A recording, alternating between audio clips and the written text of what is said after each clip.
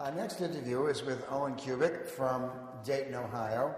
And Owen, just as I've asked everybody else, just sort of start out as a young man, work your way through your youth, the college, education, marriage, how you first got interested in books, your bookshop, etc., and just sort of ramble on, take us from the beginning up to now. Sure. I probably first got interested in books as far as from a collecting standpoint because my parents were book collectors. They never dealt in books, but they collected books, and so I grew up in a household like that. When I was just a child in elementary school in Dayton, Ohio, I started collecting comic books. And then somewhere along the line, I started going to places, junk shops, thrift stores, where I would be looking for comic books for myself, and I wouldn't find anything I want, but I would see, hey, well, this is a scarce comic book, so I would buy it, and then I would sell it to a comic book dealer. And then I started selling comic books to other classmates of mine who were interested. So I think you can see that from a relatively young age, I had something in me where I was getting a kick out of this buying and selling things. I continued, that kind of grew, as I grew too old for comic books, I became interested in books and started collecting books. The first author who I started actively collecting was Albert Payson Terhune, the author of dog fiction from 19-teens, 20s, 30s. And I actually started building a comprehensive collection of his when I was in the 8th grade. I started being interested in first editions and points and autographs and things like that. And there was a bookseller in Philadelphia by the name of Kathleen Race, and she was actually the one who kind of took me under her wing and kind of taught me about what a first edition is and what, all the particularities of the book trade. When I was in college, I started supplementing my income, such as it was, a little bit by buying and selling books, but it wasn't very satisfying because most of the stores in the Dayton and Cincinnati region were not at all interested in collectible books and not active buyers. I remember finding a real nice first edition of The Job by Sinclair Lewis, who was, still more popular than he is today. This is in the 70s, and taking it to the old Acres of Books in Cincinnati, Ohio, and being told that, oh, well, nobody wants old novels, we'll give you a nickel for it. Well, I mean, it was, generously. Yeah, so that made me realize, well, being a book scout is not the way to go, but actually what I was planning to do all through college was to go on to seminary and study for the Catholic priesthood. And so that's what I was actively working towards. But then when I graduated from college, the priests of the Archdiocese in their vocation office who I was working with, suggested that it might be a good idea for me to, take some time off from, instead of just going straight on and continuing with intellectual studies, but to, take a little bit of a break. So that's what I did, and I thought, well, I'll probably go to the seminary in another year or a year and a half, and I need to do something, so, I'll start selling books. That'll be a way to pleasantly pass the time for a year or so. Well, let's see, that was 1985, and so now it's 24 years later. And you're still not in the seminary. Yeah, I never went to the seminary, obviously. I am married, happily so. But that's basically how I got into the book business. Realized that I had a knack for it. I started out as a specialist dealer.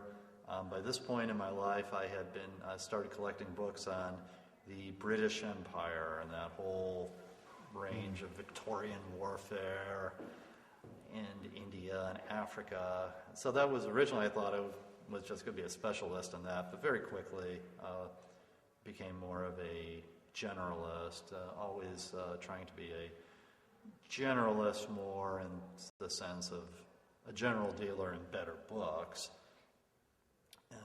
catalogs. Issued my first catalog in 1986. I had been in the business for 3 months. Was all of 21 years old, and joined started doing many book fairs. Learned about the ABAA from Larry Dingman. He was the first ABAA dealer who I met, and he kind of took me under his wing and started explaining to me more about the book trade and things like that. He was my sponsor for the ABAA, so I joined in 1990. Basically, at the time, you had to be a full-time seller for at least 4 years, and so as soon as my 4 years were up, I applied and was accepted. My other sponsors were Susan Heller from Cleveland and the late Bob Heyman from Cary, Ohio. So that is... Have you always been in Dayton? Pretty much always been in Dayton. I was born in Wisconsin and lived in Chicago. My father was at the University of Chicago, but when I was 9 years old, we moved to Dayton. And I've never left. I like the town, and I have deep roots in that town, and it's a good city. I now have as of 3 years ago, I now actually have my first open shop. So that's, everyone else in the world was closing, and I've always been kind of a contrarian, so I thought, well, if everybody else closes, then all the people will need somewhere to go, and so I thought maybe an open shop would work, and it's so far has worked well as being an opportunity to purchase material, still kind of getting established for selling. The internet has been described by some of the booksellers as a friend, by others as a foe. What percentage of sales does it play? What part does it play in your business? How do you feel about it as an entity? Sure. Well, the internet has been very important for us. We had a successful business, going as it was. The internet to me seems to, when online bookselling first started really becoming important to us, it's probably around 1998, 99, something like that. So we got involved with most of the sites fairly early. Because we were exclusively a catalog business, we had our entire inventory cataloged in a database, so it was very easy to just upload everything, going back to the days of there was, what was it, Bibliosity, company that didn't make it, but from the very beginning we sold an awful lot on the internet. The internet has become a critical part of our business. I would estimate that, currently the internet is probably about 80 to 90% of our business. Wow. A very substantial portion of the business, but we have developed it. What has the internet done? I don't know that I would necessarily describe it as friend or foe. It has forced us to adapt the way we do business, and it's forced us to change the way we do business, and that has both pros and cons. In the old days, let's say in the 1990s, our business model was essentially we were a specialist catalog seller in military history, and we did a lot of book fairs, and I had developed kind of a knack for what I would say, working different markets. I used to go over to England 2 to 3 times a year on buying trips because I could buy a lot of military history books that were priced much lower in Great Britain than they were priced in the United States, and so it was worth it to buy them there and bring them and sell them in the United States market. I also used to do very well at the book fairs because essentially what I would do is go to all the many small regional book fairs that we had in the Midwest. At one time, Ohio alone had, I believe we counted up that there were 12 book shows every year, just in Ohio, not to mention Indiana, Kentucky, Michigan, Illinois, and the like. I would go to all these shows, purchase books from dealers, take them to shows, primarily ABAA shows, and be able to do well because there was a different type of book that would sell at ABAA show in a major city as opposed to what would sell at a small dealer in Lima, Ohio, or some other very small town. The internet obviously pretty much ended that. The internet, for the most part, changed the business, I think, most dramatically by ending the whole idea of going to small shops and finding the small dealers and finding the treasures. On the other hand, so that was negative in that sense, but on the other hand, the internet opened tremendous opportunities to sell to many people who we would not have sold to otherwise. We have a much, much higher percentage of our business is international now. We still issue catalogs, not as many. We used to issue 4 to 6 a year, and now we're down to 1 or 2 a year. But we do try to keep that part of the market active. The internet has certainly forced us as well to adapt the kind of books that we sell. We have a much broader range, and broader range not only in terms of the type of books, but also in the terms of the value of the books. We have found that at times, we buy books that at one time in our life we would have just disregarded, but now we buy them because even though they're not very expensive, they sell very quickly, and it's easy enough to just upload them and their cash flow. I would consider you one of the younger booksellers in the association. I believe you're under 50? I am 44. Okay. You're in the minority as far as the association goes, age-wise. How do you see bookselling going along? There are so many of us who are in our 60s and 70s, and so few who are in their 30s and 40s. Do you think this bodes ill for the association and for the book business? Well, that would be absolutely, and that would be my biggest concern about the trade at this point here in 2009. When I joined the ABAA in 1990, I was the youngest member of the association. So now here it is 19 years later, and while I am not the youngest member, I think I'm probably one of the 5 youngest members. Yeah. So we're not, we're not getting the people, coming in. Now, I understand that the book trade has always been something that people tend to turn to as a second career. They tend to turn to it later in life. So it may, there may be enough people who continue to come into the association. But I certainly think there's a possibility that at some point there will not be a membership that is large enough to provide the critical mass that's needed to pay for our offices in New York, to pay for our website, to pay for the executive director's salary, and to pay for a directory, and whatever it may be. So the ABAA may well have to scale down. And that's certainly, I think that is a big challenge. What do you mean by scale down? Well, scale down if we come to a point where there are not enough active members, then the ABAA may not generate enough income from membership dues to be able to continue to provide all of the services that it currently does. Now, I am not on the Board of Governors right now, so I don't know what budget issues or anything like that, but it just stands to reason that certain perks of membership may become expensive. Things may have to be cut.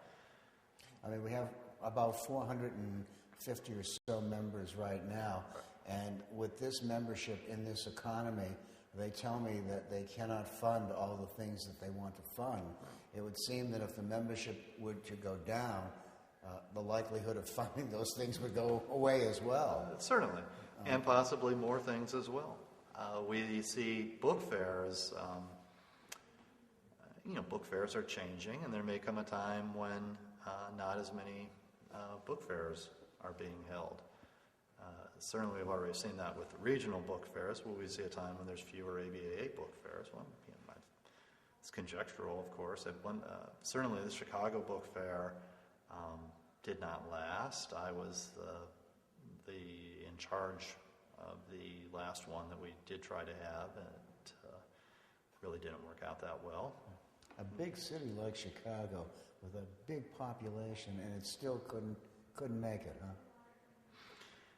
And one of the reasons why it was always a challenge was that I think to have a successful book fair, you have to have an active membership, and that was part of the problem in Chicago. Is the Midwest is so spread out. Right.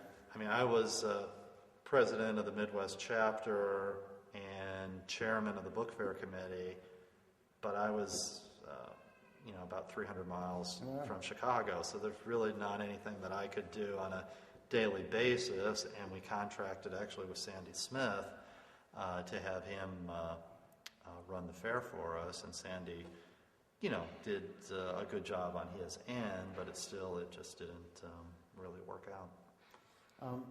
As a young bookseller yourself, if other booksellers come to you and ask you, say to you something to the effect, gee, Owen, I'm thinking about becoming a bookseller, what kind of advice would you give them in this day and age? Mm-hmm.